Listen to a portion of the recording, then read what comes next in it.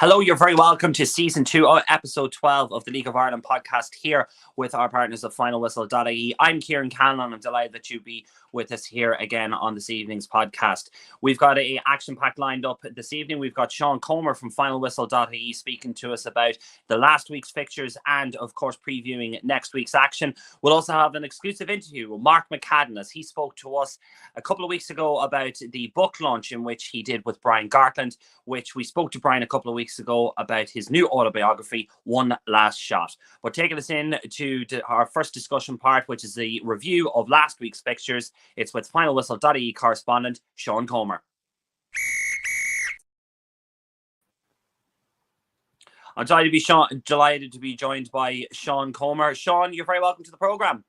Thanks, Ciaran. Thanks for having me on. No problem, Sean. Listen, we're just going to go through the results, first of all, starting in the Premier Division. And what was regarded as a fantastic Friday, a Super Friday, whatever what way you want to call it, it was really a set of games that were action-packed from top to bottom. And the results, it must be said, didn't disappoint. Dundalk becoming out 3-1 eventual winners over Bohemians. Shamrock Rovers beating Derry City. Shelbourne beating Drogheda United. Finn Harps losing to UCD, with UCD getting their first league win of the season. And Sligo Rovers and St. Patrick's Athletic getting a draw on Saturday evening.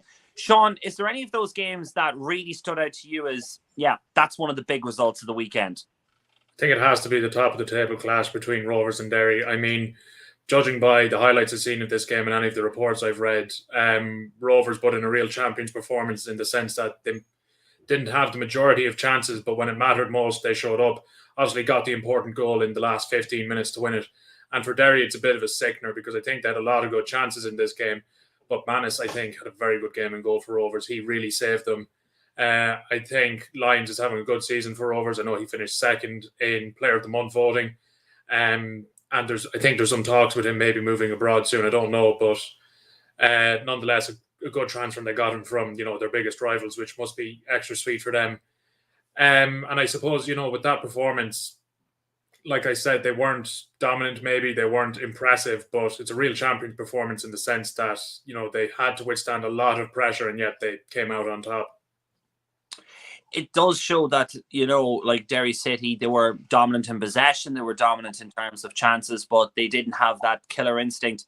Once again, Patrick McElhenney's out for a month. Michael Duffy is still some kind of time away. There's, Rory Higgins is getting kind of the injuries to some key players at the wrong time, so to speak.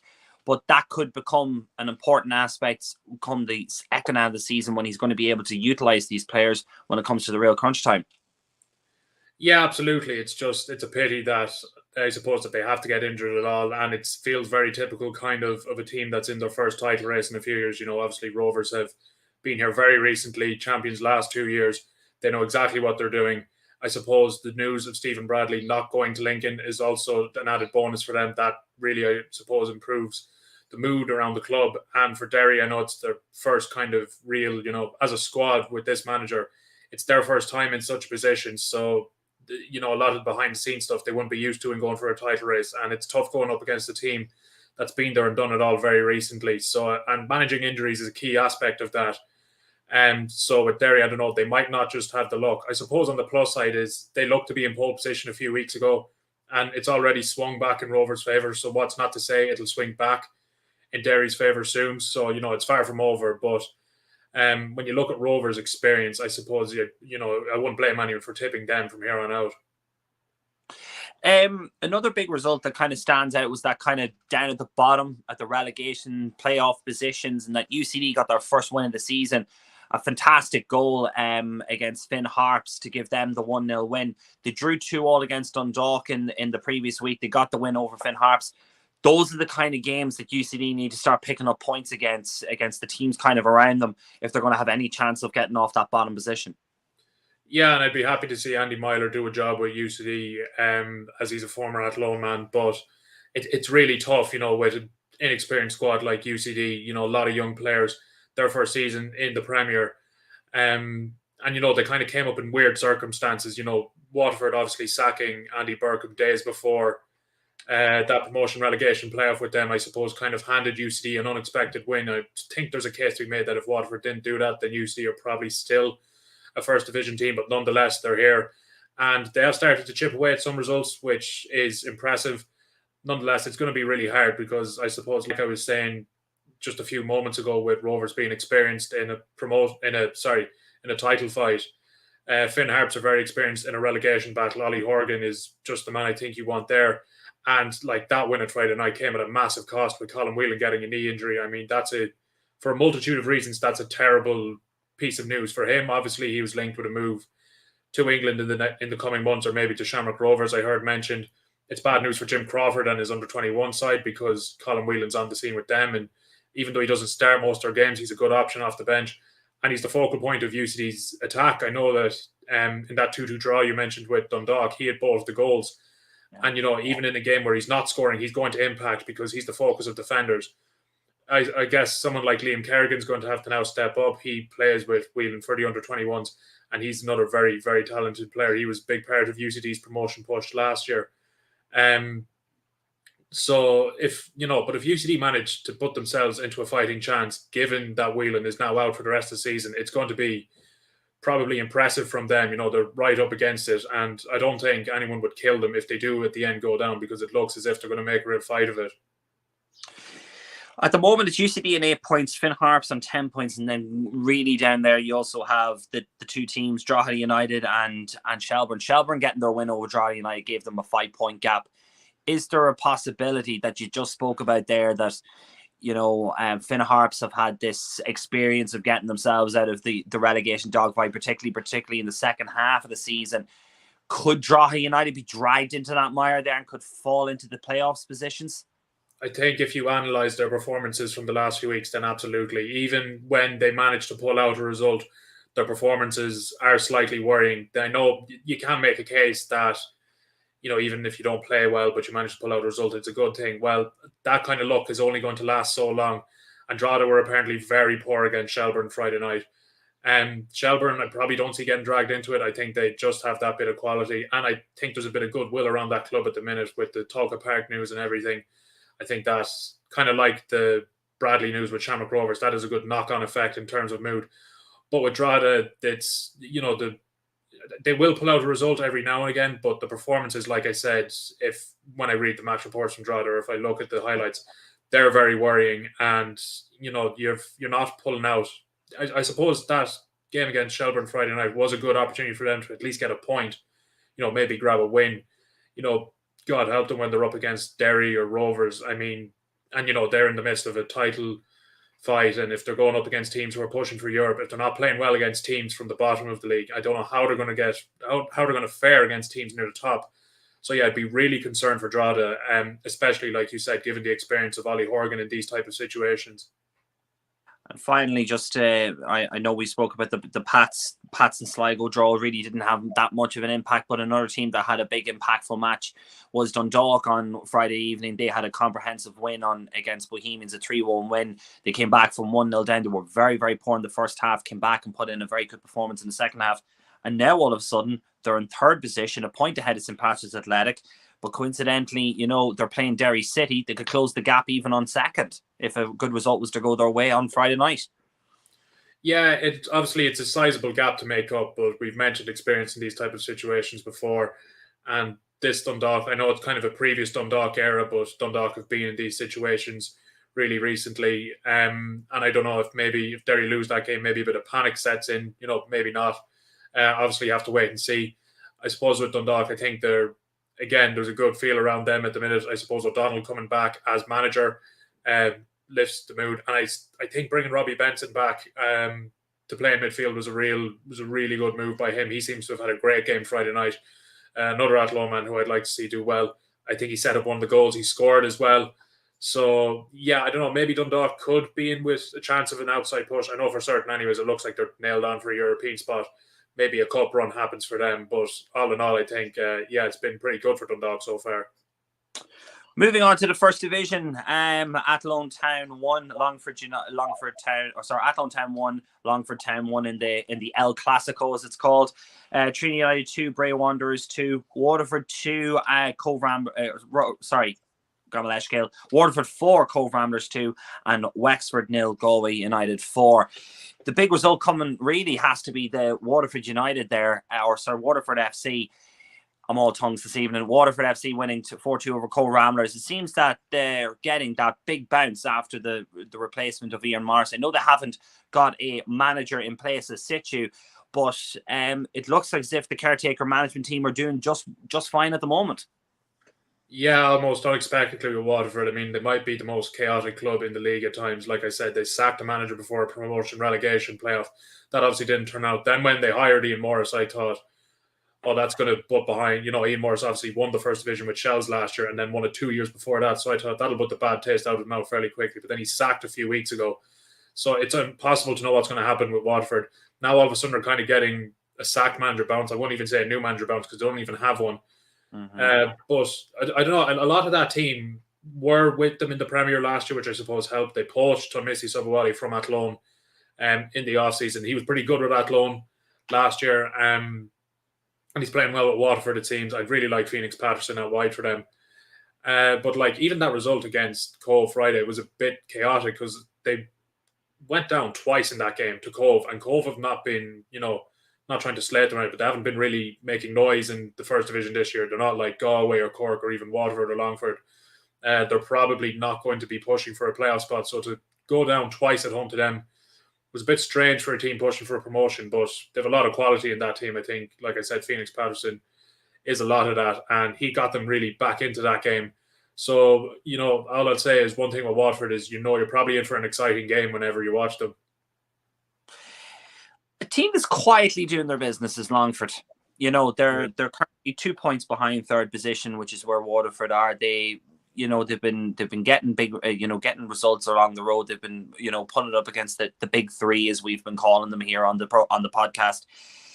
Do you think that realistically a playoff place is realistic for them? But owing their experience of their successes in the playoff, that could see them get that kind of backdoor entry into the Premier Division next year?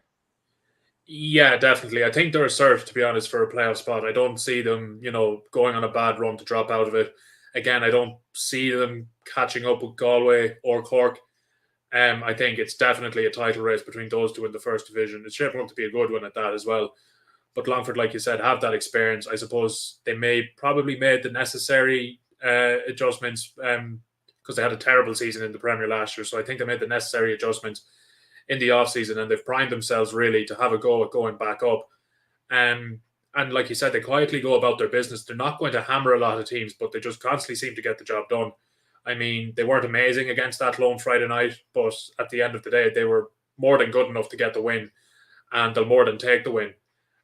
So at Longford, I suppose, yeah, definitely a cert for the playoff spot. And I suppose when you get to the playoffs, you can throw your form from the season out the window. They're one-off games. And, if whoever drops in there, Galway or Cork, if they slip up in a game against Longford, it could prove detrimental because they'll quietly put them away. Obviously, then whoever comes out of those four teams then has to face whoever finishes second last in the Premier as always. And I think there's no way of guessing what that matchup is going to be at that stage. But I don't think I'd put it beyond Longford to maybe make a surprise promotion push at all. Big Cork City had their bye week. Cork City made a big statement, a 4-0 impressive 4-0 win against Wexford. That now puts them on level points with Cork City at the top. It really is becoming a two-horse race, but it's going to be touch and go the whole way along now to see whether it's going to be John Caulfield or Colin Healy that's going to be lifting the managerial appointment of lifting the trophy at the end of the year. Yeah, and I suppose the fact that, of course, Caulfield has that history with Cork City gives it a bit of added spice. And I know that these two teams seem to be slightly conflicting. I know that Galway had that, amazing win against Wexford Friday night, but I think kind of the line with Galway is that they're not going to be too entertaining, but they're always constantly going to get a job done. Meanwhile, with Cork, Cork have the ability to absolutely blow a team away. They did it to Athlone, I know, a few weeks ago in Turner's Cross, and then even last week against Athlone, or the week before, I should say, They huffed and puffed, and they needed a 95th minute screamer to win that game. And again, I talk about a sign of champions with a team like Shamrock Rovers in the Premier. Cork City have shown that in the first. And I think they kind of ended last season well to the stage where you think, okay, if they had a few players, they could be very good next season. And I think that's showing up now. Nonetheless, it really is a very interesting two-horse race. I think the games when those two play each other are going to be very entertaining. If any, I know if I wasn't doing games those nights, I'd probably keep a close eye on them. But nonetheless, it's tough to call. Caulfield has the experience, not like just in the first division, but in the Premier. Meanwhile, Cork are kind of a younger side, but I do think Cork maybe are the more blistering team. So maybe I'd fancy Cork this minute, but like you said, it's tough to call. This first division has been absolutely fascinating this year. It's been brilliant, all things aside. Your side Athlone, they're bottom of the table at the moment. There has been discussions about, managerial changes. A managerial appointment really is needed very, very soon in order for that team to kind of just, obviously, there's a 33-point gap at the moment, but in all seriousness, just to get, a bit of stability of the club and hopefully something to build on for next season. Yeah, I'm not sure really where Athlone are going. I kind of liked where I liked the Martin Russell appointment. I know that results weren't going his way, but at the end of the day, he was an experienced manager, and I'm not too sure the results were his fault. I suppose since he's gone out, there hasn't been a massive change in their fortunes. Like you said, there's been some speculation about their managerial role. I know that. They could bring in someone who has no experience really as a manager yet. That would be entertaining, interesting, I should say, because they had gone with Martin Russell, who had a lot of experience, and already halfway through the season, they're changing course. I mentioned Watford as a chaotic club. Athlone are up there as well, except it's, that's not met with a promotion push or anything. That's just met with kind of lingering in the first division for ages. And again, with this squad, the squad construction is really interesting because I don't really see how the squad works when they play. So I'm not really sure what the plan ever is with Athlone. Obviously, I'd like to see them, get a good manager in and maybe put together a good squad. But I think they need to change their approach to managers. I think someone has to be given time there. I know that Adrian Carberry was obviously sacked halfway through last year, and it looked like they were going to give him time, given he was a young manager, he was from town, and he had, made a push to the FA Cup semi-finals, FAI Cup semi-finals, no matter how bad that ended the year before. He had started that season well enough. He fell off, didn't quite have the squad, but he did fall off a bit. But I'm not sure it was his fault. I thought maybe if they gave him one more off-season with the job, perhaps he could have put together a team to push for the playoffs. Obviously, that wasn't to be the case. So I suppose with Athlone, they really need to have when they're making that next manager appointment is just to give a guy time, because someone's not going to show instant turnarounds in 10 games or a few months or whatever it might be. Okay, thanks very much, Sean. Sean, you'll be back with us in just a couple of minutes. We'll be previewing next week's fixtures. But taking in is an exclusive interview that I took with Mark McCadden a couple of weeks ago, the author of the autobiography with Brian Gartland of One Last Shot. Here's that piece with them now.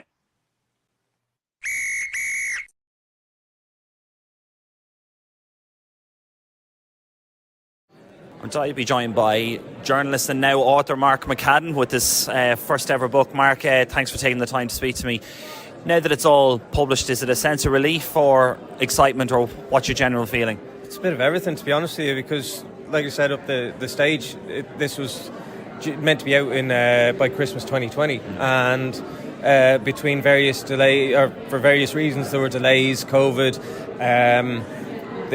maybe the content of some of the content of the book wouldn't have been agreeable with the previous owners, so there's various reasons for the delays, and just to actually see it on the shelves now and see people with copies of it is an unbelievable feeling.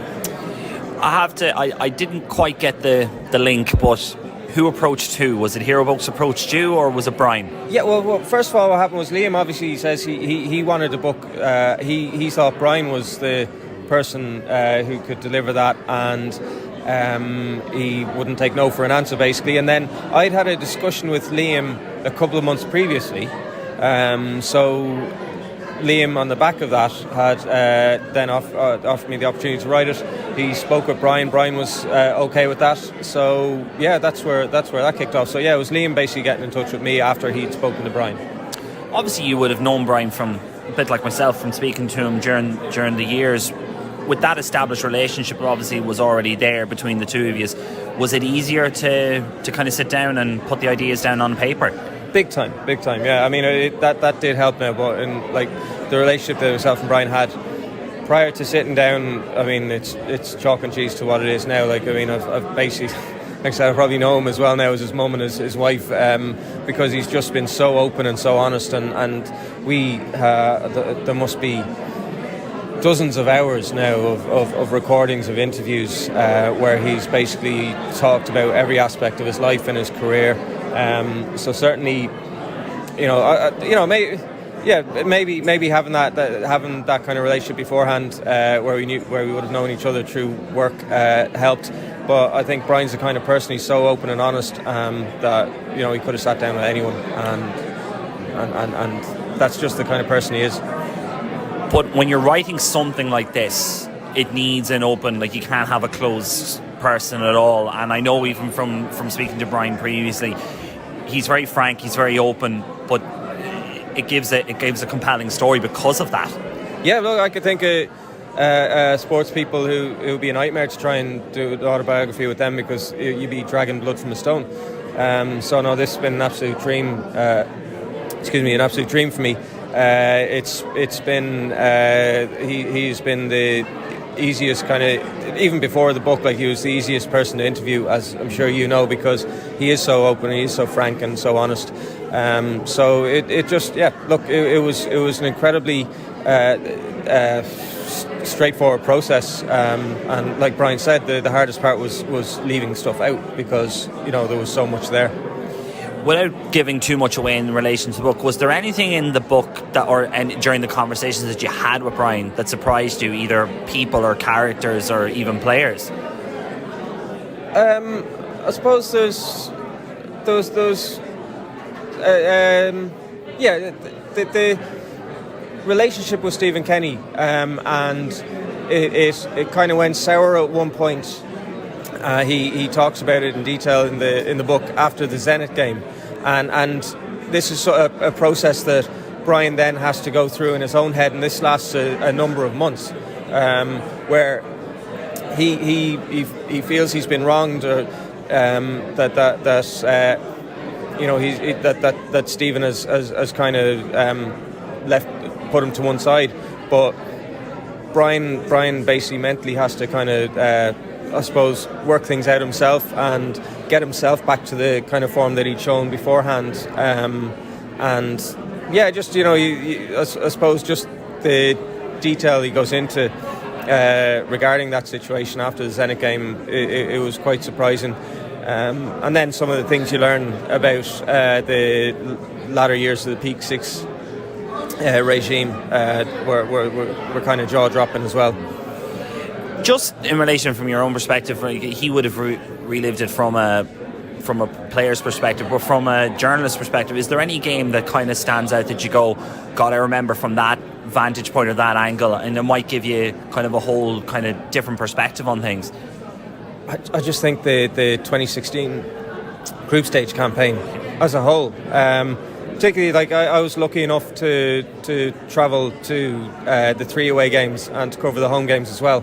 So I think Alkmaar away, because it was so historic, that might stand out to me, because like while Dundalk were never kind of completely behind the 8 ball, like Alkmaar were putting a lot of pressure on them, and you still had players like Brian playing like they were, like they belonged on that stage, and really putting in a great performance and getting the result in the end. That Alkmaar game, even more so than the Zenit away performance, where they were like the width of the crossbar away from getting a draw, that Alkmaar game probably stands out for me as just been the peak. Now that you're published, is this something that you'd like to do maybe again? Obviously not immediately, but I understand that you're very used to time constraints and making sure that you file on time, but is this something that you'd like to go into in the future? I'd love to do another book now. Yeah, no, I would. It was just because it's such a fascinating process. It's you're basically getting into someone else's life, and it's a really enjoyable thing to do, and yeah, I'd love to do it again. Mark, thanks very much for speaking to me this evening. Cheers, Ciaran.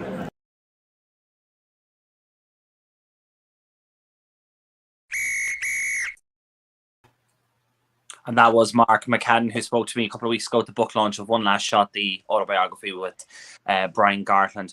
Sean's joined back with me here. We're going to go through the fixtures for next week, starting with the Premier Division. And UCD have the enviable task on a Thursday, a standalone game against Shamrock Rovers. Bohemians are at home to Sligo Rovers. Derry City are hosting Dundalk. Drogheda United are hosting Finn Harps. And St Patrick's Athletic are hosting Shelbourne. So you have a Dublin derby. You have the top versus bottom. You have also teams kind of milling around the middle. Which game stands out for you, Sean?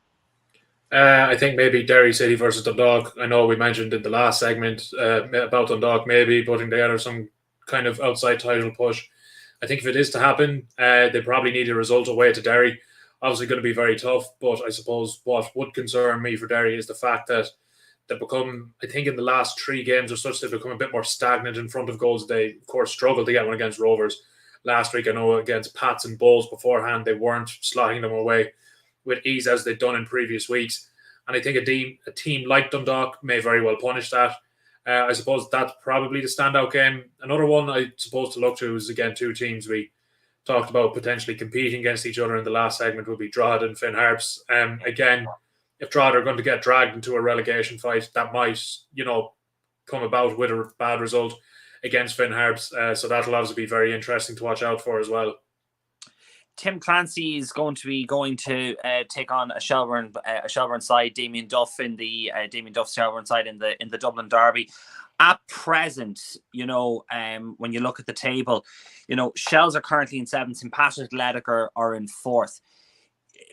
Both sides will be looking to try and get 3 points of that. Shells will be looking to move up the table, but also St Pat's want to keep pace with the top 2 as well. Yeah, absolutely. If obviously those 2 played out, I suppose all these teams played each other on the first games of the season. But I suppose obviously there was a lot of storylines around that Shelbourne Pats game because Shells were the first division winners. Obviously there was a lot around Damien Duff. Pats had their first game under Clancy and they were the first game of the cup holders and they kind of easily put aside Shelbourne 3-0 that night. I think a lot has happened since then and Shelbourne are probably figuring out a lot more about themselves.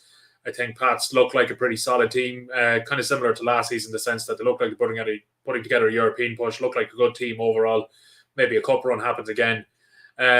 At home at Richmond Park, I'd probably fancy them against Shelbourne, but it won't be as easy, I think, as that first game of the season. Like I said, Shelbourne have found out a lot about themselves. I don't know if Pats are completely immune to maybe dropping a poor game at home. But, kind of bringing everything into it, I think I'd probably fancy Pats to overcome that Friday night. 6th place Bohemians are taking on 5th place Sligo Rovers. Only a point between them. It's a big game if we can be looking at the whole scope of things. That Bohemians are not where they want to be in terms of the league position. Is Keith Long in trouble, or is this just the rumor mill starting to kind of linger a bit too much? I don't know. I'd be surprised if he was in trouble because he's already been in the job since I think 2014-15. So the idea that there's a chance he's moved on now, and they're not even doing terribly. I think everybody kind of expected Bohs to take a step back this year. Of course, also had a very good year last year in the sense that they probably should have gotten a European spot. I suppose that is one thing you can point to, the fact that they did not do it in big moments. And then obviously that cup final, I suppose, was disappointing for them because they had a very good run to the cup final. And then obviously against Pats in that final, they didn't show up on the day. And then they lose Georgie Kelly before the season to Rotherham. What were they going to do about that? Of course, again, he's the main man there. And losing a player like that, and we all know the thing with Bohs is, of course, they've got player turnover to deal with and they can't necessarily bring in as much as they'd like. So it was always going to be tough for them. I think the step back is not unexpected. And I think for the most part, Keith Long is still doing all right there. They still have some good players. I mean, I really like Promise Amachari and Dawson Devoy, who are probably, headed for big things themselves. I'd be really surprised. I do think, like you said, it's probably just a bit of the rumour mill swirling for the sake of it.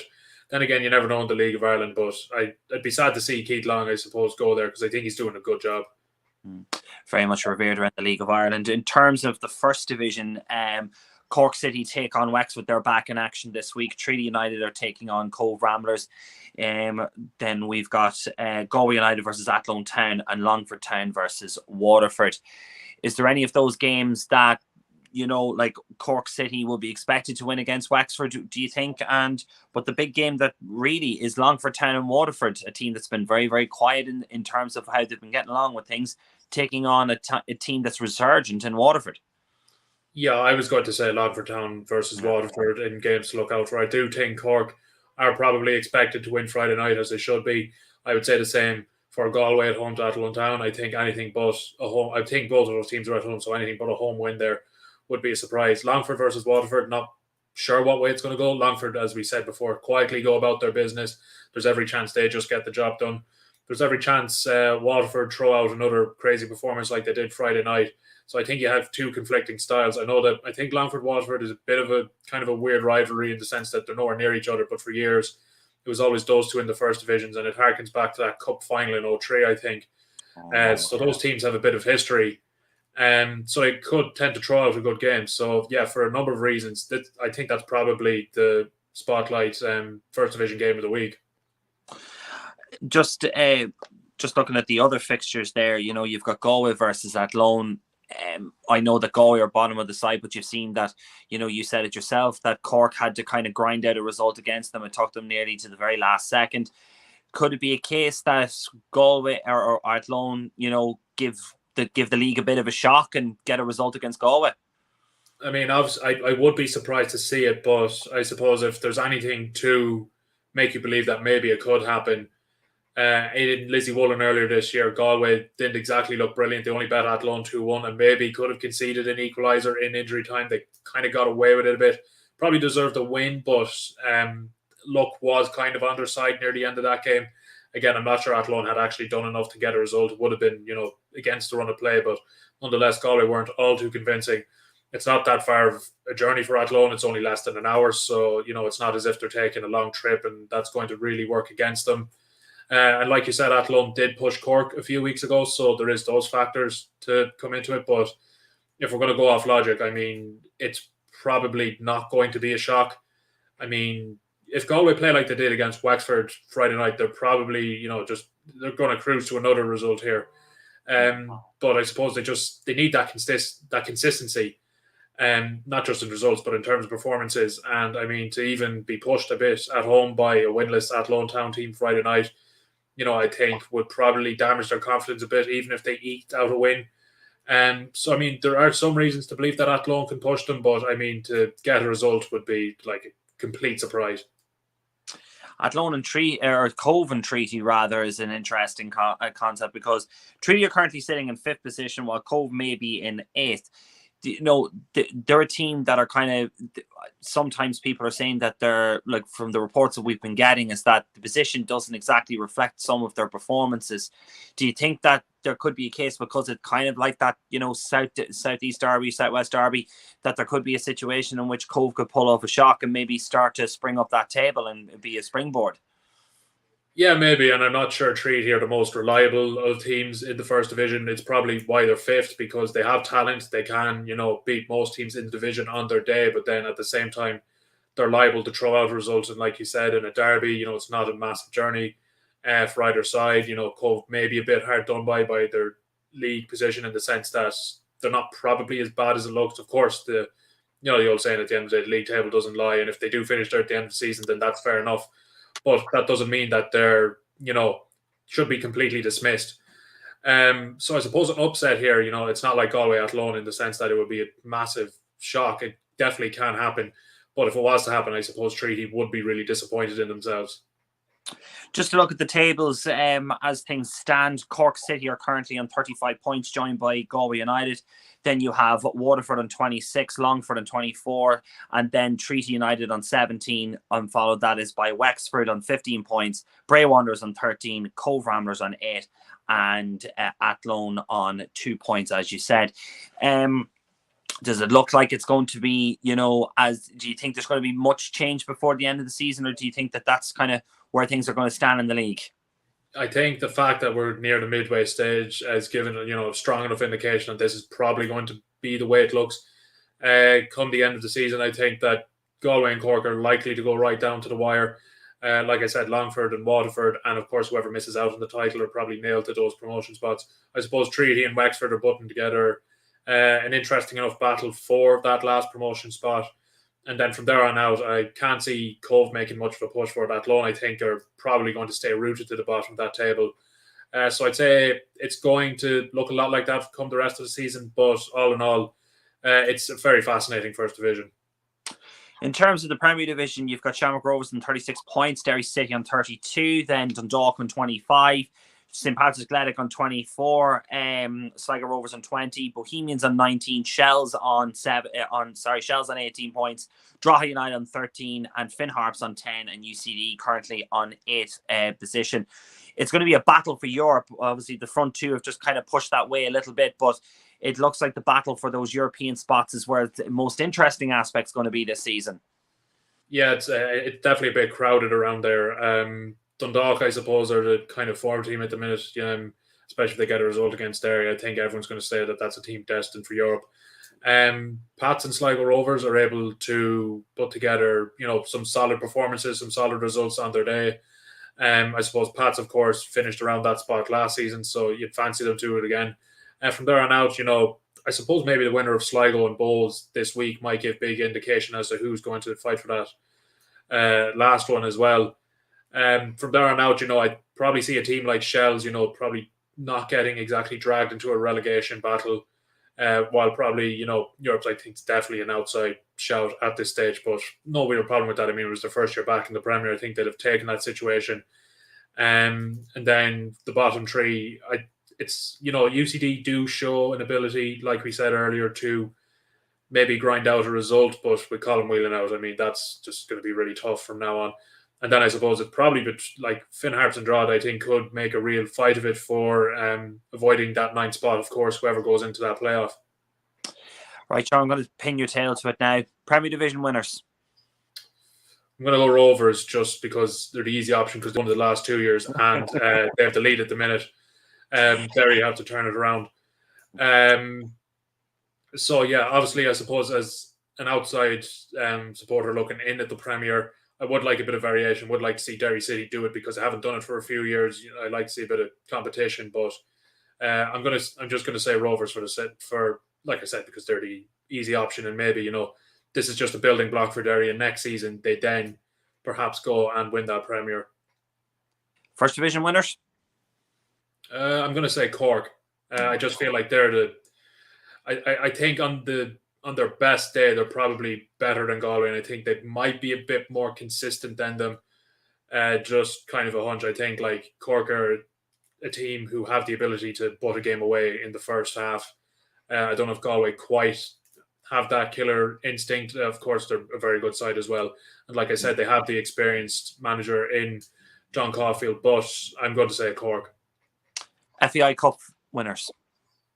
I don't know. I mean, it's going to be, a whole look of the draw element to that. So, you could get two teams up against each other in the very first round, and then all predictions are thrown out the window at that stage. But I don't want to go with either of the title winners. I want to believe there's going to be a bit of variation there. So I might say Dundalk, since O'Donnell did it last year, and they have a squad that's been there, done that before in recent years. So I'll say Dundalk for that one.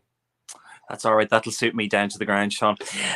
Sean, thank you very much for your input and insight. It was great to have you. Just to let everybody know that Around the Grounds is coming on Thursday, Friday and Saturday this week with all the full-time reports from the League of Ireland and Women's National League action.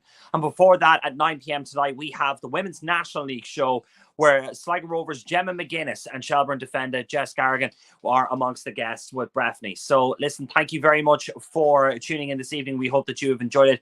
We have got a fantastic show lined up for next week. Won't reveal too much as yet, but it promises to be a great one. Wherever you're going around the grounds this weekend in the League of Ireland, make sure it's a good one, whether it's in the Brandywell or Belfield. Listen, take care, God bless, and we'll see you very soon.